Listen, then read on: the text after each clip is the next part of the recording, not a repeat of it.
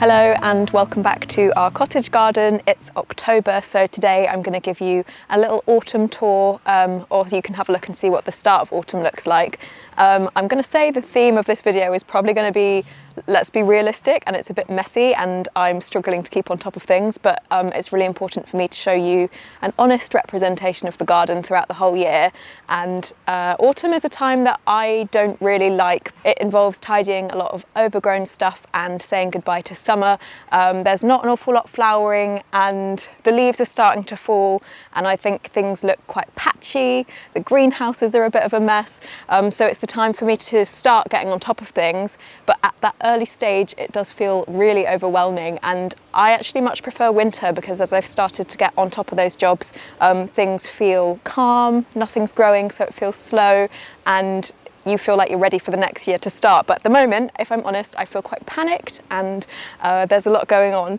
So if anyone else is feeling the same way, please feel reassured and feel free to reassure me in the comments as well, because sometimes it feels stressful having a garden.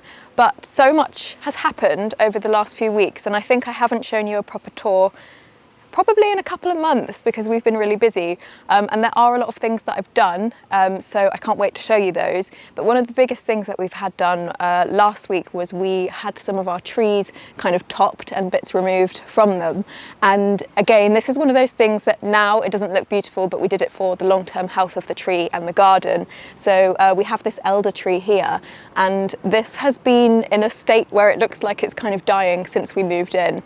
We've been here for 4.5 years now, I think, maybe 4 years, and it has a lot of dead parts and some fungus growing on it as well. We weren't sure whether it's got honey fungus or whether it's just dying and then another sort of fungus is eating the dead bits of the tree, but we decided to have the top taken off it because as we go into winter and we've got stronger winds, it becomes higher risk for it falling down and landing on the top of the shed, especially because we've had it built through the roof of the shed. And you can see on the plum tree behind it, we had that exact problem last year. We had a huge storm and the top came off the tree and landed on the roof of our shed. And we were really lucky that the damage wasn't worse, but we want to be super careful with the shed because we really, really love it. The other thing is we wanted to take off the dead bits of the tree just because it looks unsightly, and if there is something like honey fungus, it's going to feed on the dead bits of the tree, so we want it to have less to feed on. But we'll just see if it recovers. It's put on lots of new kind of spriggy growth, so that's a good sign. And same story with the plum tree behind it. That was damaged a year ago, and the amount of new growth on there is really reassuring. So I'm not feeling too worried about it. I think it's just a shame that it doesn't look lovely right now. And then the other thing we had done with our trees was we had the lower leaves of the oak tree removed, and the purpose of this is to let more light into the garden, and it's really, really opened up the space. If you've seen this area before, it was very shaded and the oak tree is absolutely huge. I think I didn't anticipate it being quite so tall. Aaron's friend took the lower branches off for us and I'm really blown away by the size of it, to be honest. I didn't realise how big it was, but it looks really nice in here. We get more sunlight now, and the branches that we had removed were quite twisted as well because when we moved in, this area was so overgrown. They were just trying to get into the sunlight in any way they possibly could, and they weren't really growing out in a nice kind of normal tree shape, I suppose. So that's the tree situation, but it has made me rethink the trellises on the side of the garden. They were always kind of hidden by the tree, and now they are on full display. I think I'd like to change them for some woven hazel hurdles. So that's something I'm going to be working on soon as well. One thing we're going to do with the branches of the oak tree is we're going to try growing lion's mane mushrooms in them, which I'm so excited about. So we've got a pile of branches down there, and some of them we're going to keep as a wildlife den, and then the rest we're going to take into probably the shed, and we're going to plug some spore plugs into the branches and seal it with wax, and then in about a year's time we should have a really lovely supply of lion's mane mushrooms. And I've never grown them before, and it's something I've always wanted to do, and having some freshly chopped wood seemed like a really good opportunity, and it's a great time of year to grow mushrooms as well. So stay tuned for that and I will share that with you. If you watched my last video, you'll know that it's bulb planting season, and I unboxed possibly about 1,000 or so bulbs with you. And this is the area where I've put most of them. So if you've seen my spring videos, you'll know that this is my mini meadow, and it was kind of an experiment that I started last autumn, so there weren't an awful lot of bulbs in here, and this year I want to make a really good concentrated effort on it so that in the coming spring it looks really amazing and mind-blowing. So I have added, I think I've added 2,000 bulbs to this semicircle around me. And when I have planted bulbs in the past, I've always used a single bulb planter, but this time I decided I'm going to try and remove the turf from the lawn, lay all the bulbs in, and then put the turf back. And you can see it does look a mess, but this area behind me I did about 2 weeks ago, and it's mostly recovered now, whereas this area in front of me I did about 3 days ago. But this area is finished, and fingers crossed we haven't had any problems with squirrels really. I think we're super lucky because we've got the oak tree gives them some food, and all of our neighbours have got really wild gardens and lots of huge trees that they can forage from. So I don't think they'll be too tempted with the bulbs in here, but keep your fingers crossed. So we have loads of snowdrops. These are Warrenowie or Warrenowie.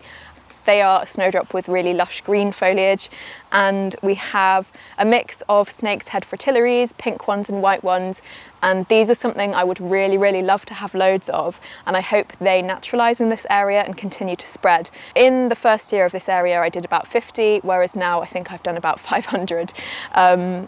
We've also got some woodland anemones and some more bunches of a daffodil that's called Pueblo. And I'm hoping that this will give us early interest with the snowdrops, and that will continue into spring with the fritillaries, and there's some lovely primroses that are naturalised in here as well. So I can't wait to see it, but this was an area that I wanted to work on to make a really big impact. And the cost of it is looking rubbish now, but in the spring it should look amazing. So make sure you give us a subscribe if you want to see how this turns out. Next, I want to show you something that I'm really excited about in the big greenhouse. So this greenhouse is very much a work in progress, and one of the things I want to eventually get to in this space is having a mix of productive and ornamental. It's currently used as a cactus house for cold hardy cactuses and succulents, mostly agaves. I really regret getting rid of some of the cacti in here when we first moved in. I had the grand idea of turning it into a camellia house, and then realised how expensive camellias are, and I should have just kept the cacti that were in here, but hindsight is always a wonderful thing. Anyway, I have decided to grow some saffron crocuses in here, and I mention in most of my videos that I love crocuses. I have only ever grown spring flowering varieties before, and I'm really excited to grow these because if they do well here, it just means we get 2 lots of crocuses in 1 year, which is amazing. I'm going to be so happy about that. But also the fact that we can harvest saffron is really cool. So these haven't flowered yet, but I just wanted to show you that they will be flowering soon, and the leaves are emerging through the soil already. I think I put about 100 in here. And this is just a trial really, and if this goes well I will definitely be adding more to the garden over the years. I'll probably try and put a good display in here because I feel like the gravel looks a bit bare, particularly while I'm waiting for some things to get established, like the prickly pears that I've got on either side of me, and the smaller agaves too.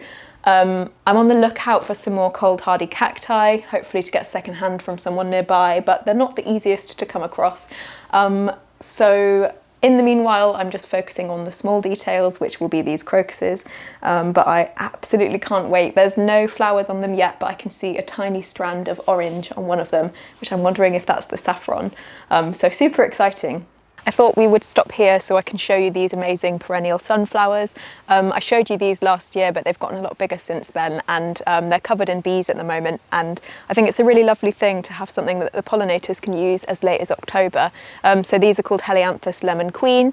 I have one on either side, and this year I chopped them at the base of the plant when they started growing to stop them from getting too tall that they flop over. You can see they've still done that though, so I think it does help. They would have been much taller if I hadn't done that, and it's supposed to give you more flowers as well.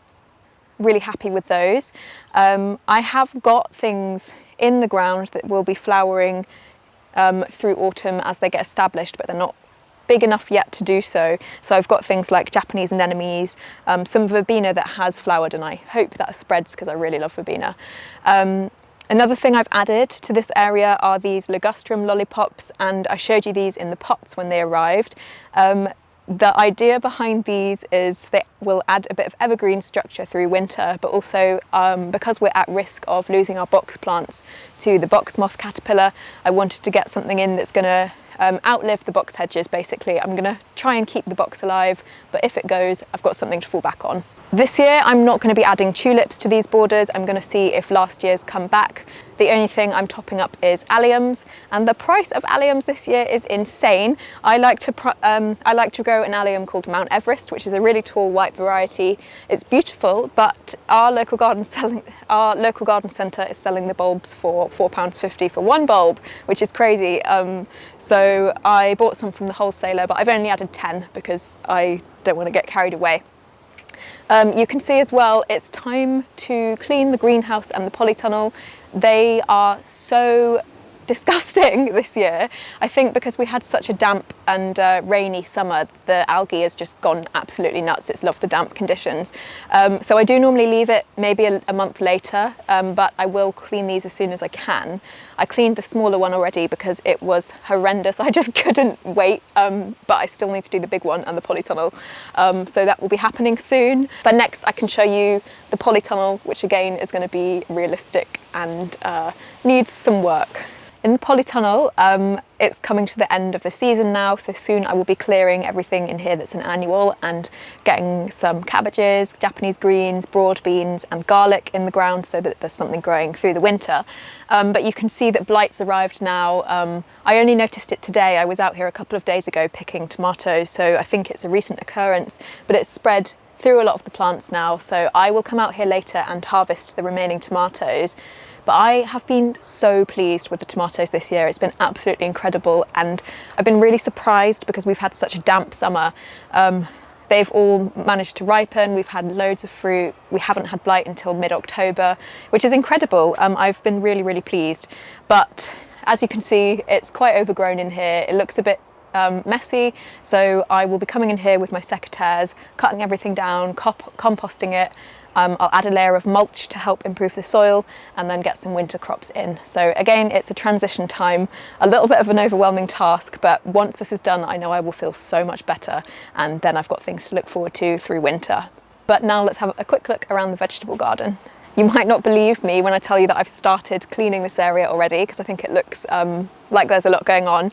I've still got a few more plans, but in the next few weeks I will be cutting down the asparagus and burning it to stop any asparagus beetle larvae from overwintering.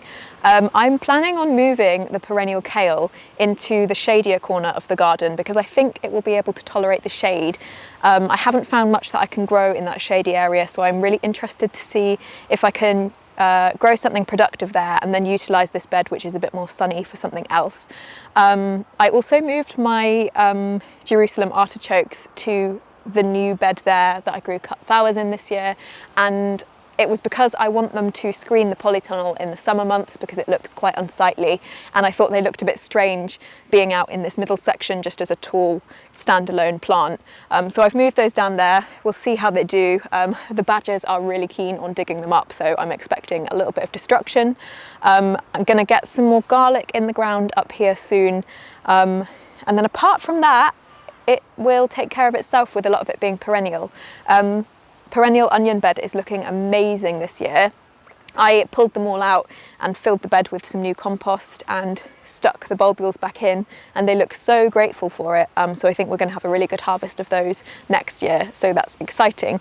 Last bit to show you is the orchard. Finally, we've got the orchard, and it's been a strange year for apples here. We've only had 2 trees that have been productive, but I haven't had the time to harvest them anyway, so a lot of them have fallen on the ground, which will still be good for the wildlife, but perhaps a little bit wasteful. But we have cut this area down, so I'm ready to get some more bulbs in the ground.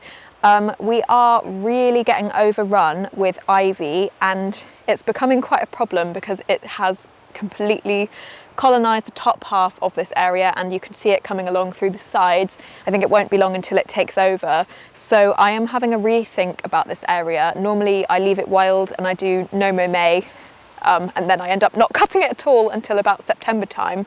But I am wondering next year whether I should try and get on top of this ivy and continue to mow this like it was a lawn until I can get it a little bit more under control, and then it can return to being a wild area. But I think it has to be kind of flexible to be able to keep on top of it. So this is going to be the next big thing that we're working on, and it's going to be very intense and unrewarding. I think it's going to be a lot of ivy to pull up, and it's going to keep regrowing out of the old roots, and we're just going to have to keep on top of it. One option we might explore is moving the ducks up here and giving them a huge covered enclosure. It will take a while to get that sorted, but we thought we could use the top half of this after we've pulled the ivy out, because I think it would be poisonous, convert that into a huge pen for them and get some kind of zoo type enclosure, big fences. But for the moment that's just a dream, but I think it would really help us stay on top of things, because if you keep ducks, you'll know they won't let anything live on the ground that they're living in. They will turn into a mud pit. And it would be good for feeding the trees as well, because their waste is quite nutritious and ready to use on the ground straight away. So that's something we're thinking of, but not sure. But I hope you've enjoyed having a look around the garden today. I've really enjoyed showing you around, and make sure you stay tuned so that you can see those spring bulbs as they start to flower, and we'll see you next time.